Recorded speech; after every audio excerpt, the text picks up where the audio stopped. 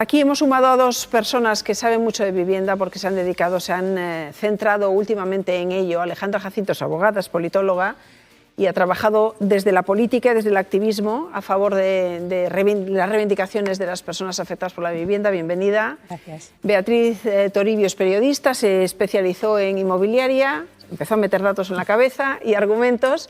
Y tienen dos formas de enfocar esto, a veces supongo que coincidentes y otras veces no, pero a mí para analizar esta situación me gustaría empezar por el diagnóstico, ¿no? Y el diagnóstico que harán probablemente sea divergente, pero interesante. Bueno, empiezo por ti, Beatriz. Bueno, yo creo que el diagnóstico está claro. Tenemos un gravísimo problema, no es un problema solo en España, es a nivel europeo.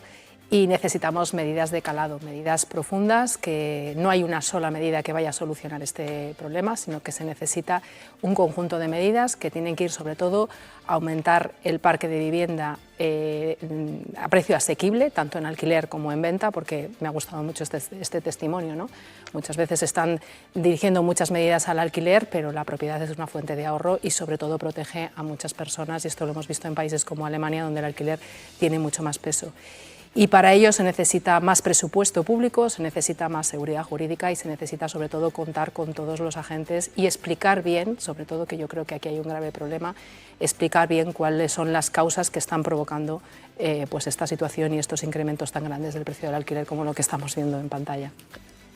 Alejandra. Yo difiero, ¿no? O sea, creo que también es un problema gravísimo, es un problema social, es la principal preocupación que tiene la ciudadanía, así lo dice el CIS, lo estamos viendo en las últimas movilizaciones. Ayer más de 41 ciudades se lanzaron a las calles a exigir una bajada de los precios de los alquileres, pero creo que no podemos seguir, digamos, apelando a medidas que a medio largo plazo resuelvan una situación que es tan urgente y que es tan necesaria y que es tan lapidaria, que muchas personas están recibiendo en este momento burofax con no renovaciones de contrato y les están expulsando del mercado. Y creo que el origen del problema, el fondo del problema, está en cómo concebimos la vivienda. La vivienda no debería ser un negocio, debería ser un derecho fundamental y la gente debería poder acceder a la vivienda al igual que accedemos a la sanidad pública o accedemos a la educación pública. En tanto en cuanto eso no sea así, vamos a seguir permanentemente en esta situación. ¿Cómo lo hacemos? Y pasamos a las soluciones o las propuestas. ¿Cómo lo hacemos?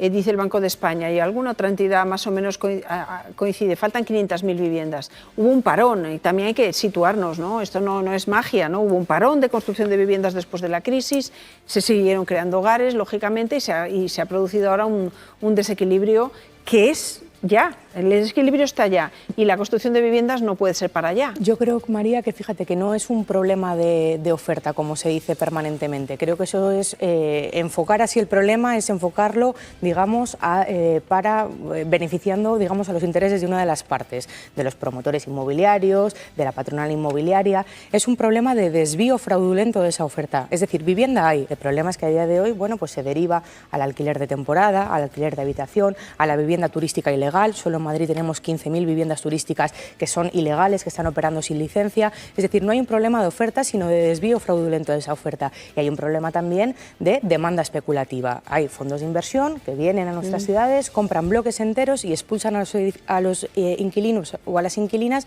porque resulta que ya no son lo suficientemente rentables. Es decir, no estamos ante un mercado perfecto donde funcione la ley de oferta y la demanda como podríamos hablar en otros elementos. Estamos hablando de bienes de primera necesidad, de derechos, y estamos hablando que está entrando a jugar una serie de ofertas especulativas y de demanda especulativa. Que matizo, ¿hay vivienda suficiente? Si quitamos todos los pisos turísticos, por ejemplo, vale, no sé cuántos se adaptarían a las necesidades familiares, porque normalmente los pisos turísticos suelen ser cositas de tamaño pequeño, pero bueno, da igual. Pero claro, si quitamos los pisos compartidos, date cuenta que serían 4 nuevos demandantes, ¿no? Por ejemplo, un piso de 4 habitaciones.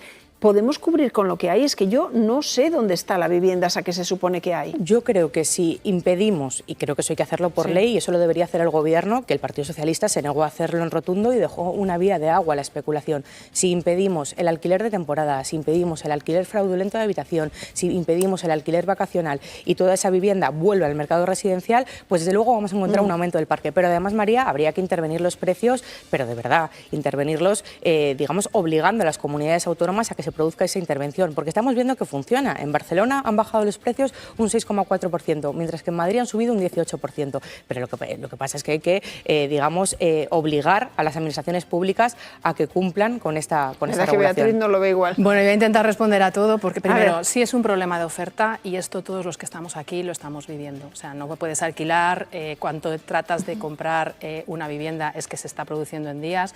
Yo tengo conocidos que dicen, o sea, he puesto la casa en venta y es que he tardado 3 días. Esto hacía mucho tiempo que no lo veíamos, esto es como consecuencia de esa falta de oferta y también de otras cosas. Según la falta de oferta, lo ha dicho el Banco de España, 500.000 viviendas ahora, en estos momentos, también lo ha dicho la OCDE, el FMI, pero si tuviéramos con el crecimiento demográfico que plantea el INE, que se va a crecer la vivienda de aquí a 2027 en torno a 217.000 nuevas personas más, ni siquiera ese medio millón de viviendas sería suficiente. Luego hay una serie de mantras que se repiten, ¿no? Y que están calando en la sociedad. Uno es el tema de la vivienda vacía. Lo ha dicho el INE, hay 3,8 millones de vivienda vacía, pero el 45% de esta vivienda está en municipios de menos de 10.000 habitantes. En grandes ciudades de más de 250.000 se reduce a menos del 10%. El tema de los fondos de inversión.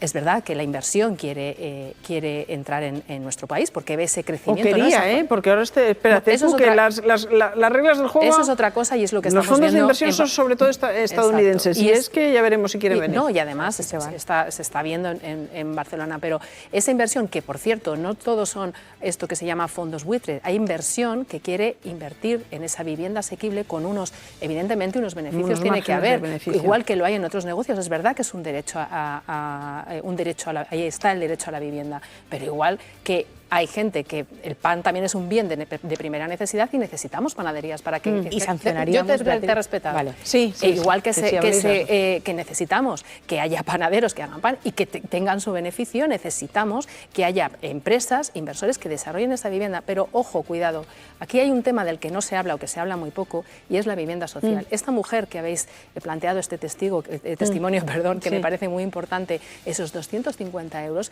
lo que necesitamos precisamente es que apenas tenemos 310.000 viviendas sociales en toda España. Sí. ¿Cómo podemos hacer frente a este problema que tenemos? ¿Y qué ocurre? Que estamos endeudados hasta las cejas, con perdón. Entonces, el Estado por sí solo, por mucho que crezca, de hecho, ya ha crecido mucho el presupuesto público de vivienda, pero no es suficiente. Y aparte, tenemos una anomalía con respecto a otros países, que es que el 80% de la vivienda en nuestro país, la vivienda en alquiler, está en manos de pequeños propietarios. Que esto es así, nos guste o no. Y esos pequeños propietarios necesitan seguridad jurídica. Estoy muy de acuerdo con Alejandra, se necesitan medidas a corto plazo y para mí esta es una de las más importantes. Si ofrecemos seguridad jurídica frente a los impagos, frente a la ocupación o frente a alquilar, frente a determinados colectivos, que esto ha existido en otro tiempo, determinados incentivos fiscales cuando alquilas a un joven o a una persona con menos recursos.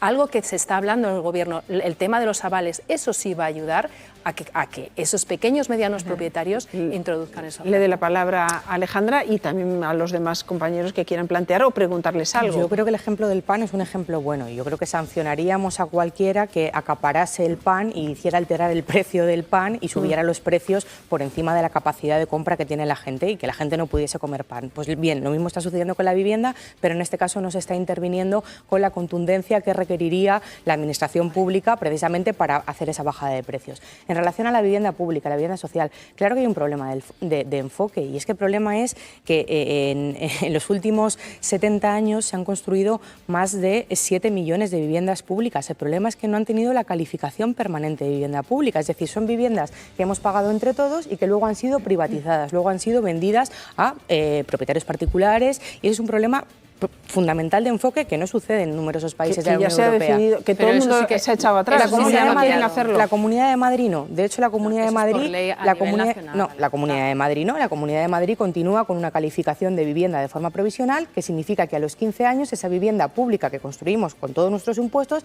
puede pasar a manos privadas. No me estoy refiriendo solo a fondos de inversión, me estoy refiriendo a particulares. Y creo que eso es un problema de que no tiene sentido que construyamos vivienda pública y apelemos a la construcción de vivienda pública para solucionar solucionar un problema que dentro de 15 años, por ejemplo, en la Comunidad de Madrid vamos a estar exactamente como estamos ahora, que es con 0 viviendas públicas. En Euskadi, por ejemplo, hay 55.000 viviendas públicas con calificación permanente para una población muy inferior a la de Madrid, que somos 7 millones de habitantes, donde no hay ni una sola vivienda con calificación permanente de vivienda pública. A partir de ahí, yo creo que hay que tener claro que la intervención del mercado que se está haciendo por parte de los poderes públicos y que se ha hecho, de hecho, por ejemplo, para beneficiar y dar beneficios fiscales a los fondos buitre, a los fondos de inversión, pues esta vez debería ir en la otra dirección, en aras de garantizar el derecho a la vivienda. Solo dos apuntes. Sí, respecto a la intervención del alquiler. Esto muchos ya lo veníamos diciendo desde hace mucho tiempo porque ha pasado a nivel internacional. Cuando se ha topado el precio del alquiler, se ha reducido la oferta. Sí es verdad que el precio en Barcelona bastaría más, ha caído un 6%, en el resto de Cataluña tan solo un 3%, pero la oferta ha caído un 20%. Pero por desvío fraudulento, Beatriz, porque se manda al alquiler de temporada, se desvía al alquiler de temporada. Tú sabes mejor que yo que el alquiler de larga duración tiene mayores desgravaciones fiscales, que el alquiler de temporada. Y el alquiler de temporada y el alquiler turístico para un propietario particular supone una gestión muchísimo mayor que un alquiler de larga duración. El incentivo de poder ganar 2.000 euros por un fin de semana en vez de 1.500... Alejandra, yo te he respetado. Entonces, si el grueso de los propietarios particulares que tienen 1 o 2 pisos prefieren un alquiler de larga duración a tener que estar moviendo su vivienda en el alquiler de temporada. No es cierto, segundo, el tema de los grandes propietarios. ¿Quién es el mayor propietario de vivienda en alquiler en la Comunidad de Madrid? La Comunidad de Madrid y en Cataluña la Generalitat. O sea, esto de los grandes fondos de inversión, que sí que es verdad que tienen... Que luego los hay, pero ni siquiera en las grandes capitales tienen ese porcentaje tan grande que tenéis que crecer, si es como para que se movilicen y especulen con inversión, con los inquilinos también. Las dos partes llegamos a una primera conclusión. Hay un fracaso de lo público, pero estrepitoso. Y no se trata de señalar con el dedo quién es más culpable, si los de derechas o los de izquierdas. El fracaso de la vivienda pública en nuestro país es un hecho constatable, es una evidencia. Ahora, ¿la solución puede venir perjudicando por la vía de intervenir al propietario, al pequeño propietario? Me parece que si hacemos eso, estamos aumentando todavía más el problema, porque hay una cuestión de fondo. Tú puedes tener mucha razón en el escenario, en la situación, en el diagnóstico. Todos los que estamos aquí sentados decimos, tenemos un problemón de 3 carajos de la vela. Vale, de acuerdo. Pero ¿cómo lo solucionamos? ¿Limitando precios? Es decir, metiéndole de alguna manera la mano al bolsillo del pequeño propietario de viviendas. Va a hacer una cosa, que es lo que nos dais cuenta. Cuando alguien, naturalmente, te intenta meter la mano en el bolsillo, tú te defiendes. Y puedes defenderte de muchas maneras. El propietario que dice, no me interesa, no pongo una vivienda en alquiler, no la pongo en alquiler, me estoy protegiendo. ¿Cómo vas a obligar a esa persona a que ponga en alquiler algo que no quiere poner en alquiler porque entiende que no tiene la suficiente certidumbre, tranquilidad y garantía para ponerla en el mercado? ¿Cómo lo conseguimos? Si tú me dices cómo, yo me callo.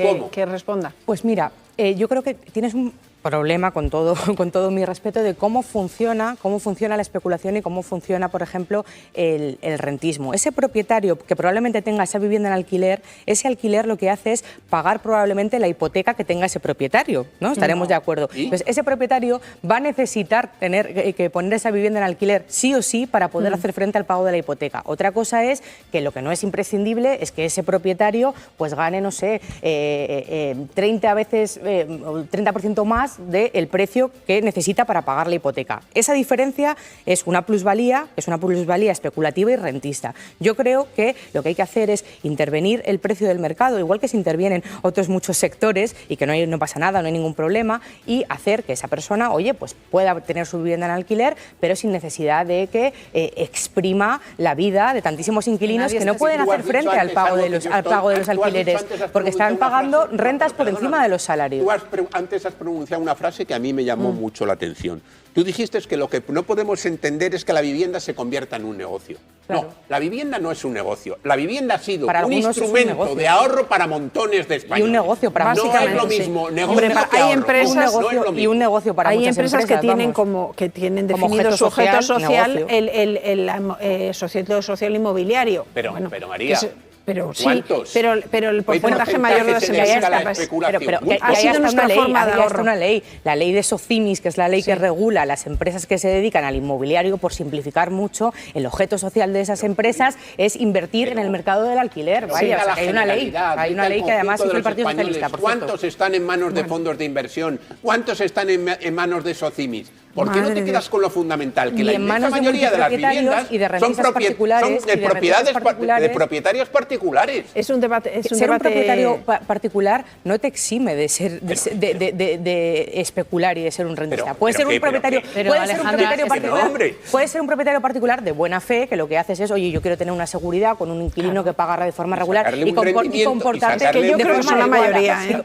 Pero si no hay límite y al final la avaricia especulativa va a más y más, la gente se suma al carro. Por eso hay que poner coto a esta avaricia especulativa. Y mientras no se haga, vamos a tener el problema que se me va el tiempo. Esto es lo que ha ocurrido en los últimos 8 años, y es que se está produciendo un enfrentamiento entre el propietario y el inquilino que no es así. Evidentemente hay problemas como en todos los sitios, pero el general de los propietarios como el general de los inquilinos suelen tener una relación cordial, y yo no creo que el grueso de esos particulares que sean el 80% sean rentistas, son personas... Hablo por mí, por todos mis compañeros, quiero decir, hablo por mí y por mi entorno. Está calando y mucho este enfrentamiento. No me encaja ese esquema de decir, oye, yo tengo un pisito, un apartamento, lo tengo alquilado, tengo una relación incluso ya muy cercana con esa persona desde hace muchos años, me trata bien, le trato bien y es una relación de mutuo acuerdo. Y luego habrá quien se aproveche eso, desde luego. De hecho, María, muchos propietarios ni siquiera trasladan esas subidas, ni siquiera el IPC a esos inquilinos, precisamente por lo que tú estás comentando, porque tienen una buena relación. Y porque les interesa tenerlo. Yo siempre digo lo mismo, no hay nada mejor que un buen inquilino, que es una persona que sea puntual en pagar y en cubrir, claro, porque a ti te va a cobrar la hipoteca al precio todos los meses el mismo día. Si a ti te lo pagan el mismo día, pues ojalá hubiera, o sea, y creo que los hay también, pero que ojalá hubiera más. Lo cierto es que ayer vimos una movilización en 41 ciudades donde la gente está afectada por este tipo de situaciones. Esa movilización tiene mucho que ver con una preocupación real que está ahí en la calle y sobre todo de gente joven que no puede iniciar su vida. Si no existiera el problema, no tendríamos también distintos enfoques que lo que pretendemos es aunar, aportar ideas para que ustedes también tengan sus propias conclusiones. Y ya yo quisiera seguir hablando con ellos, pero se me va el tiempo. Tenemos que repasar un par de pinceladas más, pero les agradezco mucho a Alejandro Jacinto y a Beatriz Toribia que se sienten aquí y que enfrenten argumentos, porque salimos todos ganando.